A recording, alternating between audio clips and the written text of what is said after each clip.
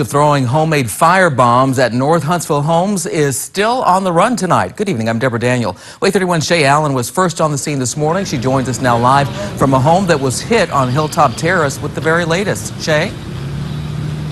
That's right, Deborah. The homeowner here tells me the very last thing he expected to have to do this morning was put out a fire in his front yard. He tells me the suspect pulled up with a gas can, stuffed a rag into the top of it, and lit it on fire. He says he then threw it at his house. You can see here right above the window where the gas can hit. He says it then fell down into the yard and exploded. You can see down here in the grass where the fire started to spread. Luckily, though, he says he heard the sound of the explosion, was able to rush outside and put it out with a garden hose. And both he and the victim at the other location say things could have been much worse.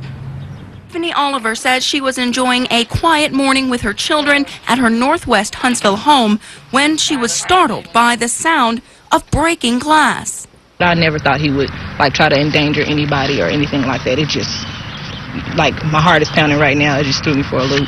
Oliver says the suspect and her mother broke up a few weeks ago, but she says she never expected him to throw flaming bottles filled with gasoline into a home with children inside. Those are babies in there. They had nothing to do with whatever you got going on, so it shouldn't have happened. Police say Oliver's wasn't the only home hit. A few miles away on Hilltop Terrace, another acquaintance of the suspect found himself fighting his own fire Thursday morning. It was cowardly. He ain't a man enough to come. If you got a problem with somebody, he ought to be a man enough to just come to me with it. Or anybody else he did it. Instead of just doing and jumping in the truck and run. Both victims say the suspect has a history of bizarre activity. This is not the first incident.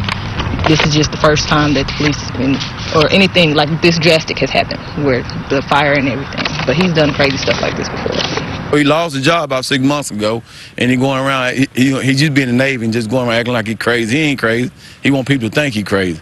And Turner says the suspect better hope the police find him before he does. I want him to come back now.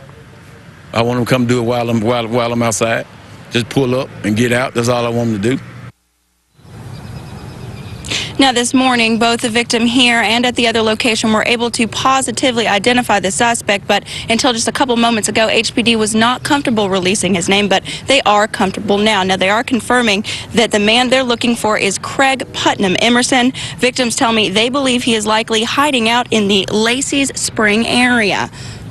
Now, of course, we'll continue to update you on this bizarre story throughout the night. We'll have the latest tonight on WAAY 31 First News at 10 and all night online at WAAYTV.com. For now, live in Huntsville, Shea Allen, WAAY 31 First News. Thank you, Shea.